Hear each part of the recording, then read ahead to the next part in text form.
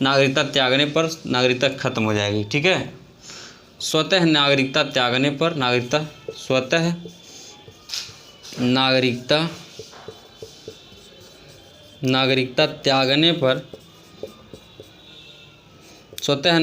त्यागने पर नागरिकता खत्म हो जाएगी।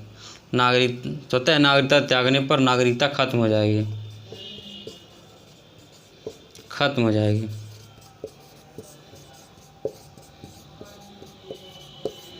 तो अगर आप स्वतः नागरिकता को त्याग देते हैं तब भी आपकी नागरिकता खत्म हो जाएगी। यानी कि आप अगर भारत की नागरिकता छोड़ करके किसी दूसरे देश में नागरिकता ग्रहण करते हैं तो आपको स्वतः नागरिकता क्या हो जाएगी, स्वतः समाप्त हो जाएगी।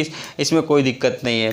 ठीक है, अब देखिए आर्टिकल यहाँ पे 10 क्या कहता है। आर्टिकल 10 कहता है कि ये जो नागरिकता संबंधित जो किसी भी यानी आर्टिकल 10 कहता है नागरिक बने रहने का कानून, नागरिक किस तरह से आप बने रहने विधि, अगर आप विधि के समक्ष नागरिकता अगर आपकी है तो आप नागरिक बने रहेंगे। कहने का मतलब ये क्या है जी, विधि के उपबंधों के अधीन नागरिकता, विधि के उपबंधों के अधीन नागरिकता क्या कहता है, विधि के उपबंधों के अधीन नागरिकता,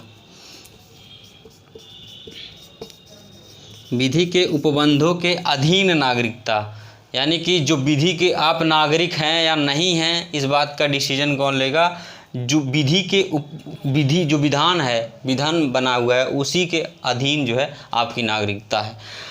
आर्टिकल 11 क्या कहता है, आर्टिकल 11 क्या कहता है, आर्टिकल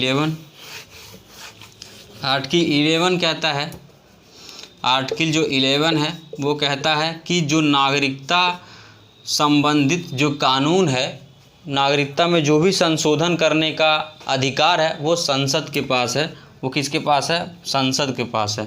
संशोधन, नागरिकता में संशोधन करने का जो अधिकार है वो किसके पास है, नागरिकता में संशोधन करने का अधिकार, संशोधन करने का अधिकार किसके पास है, करने का अधिकार संसद के पास है। किसके पास है, संसद के पास। तो नागरिकता में संशोधन करने का जो अधिकार है वो संसद के पास होता है। ये बात कहता है कौन, आर्टिकल 11 कहता है। आर्टिकल 11 कहता है नागरिकता में जो भी संशोधन करेगा वो संसद ही करेगा और कोई नागरिकता में संशोधन नहीं करेगा। तो लगभग मैंने, देखिए दोस्तों, मैं बहुत आज डीपली नहीं गया हूँ। मैं डीपली चला जाता हूँ कि इसलिए चला जाता हूँ क्योंकि जहाँ ज़रूरत पड़ती है। आज कुछ बच्चे इसमें और टीचरों से पढ़े होंगे तो लोग कहेंगे कि बहुत डीपली नहीं वैसा बता रहा है।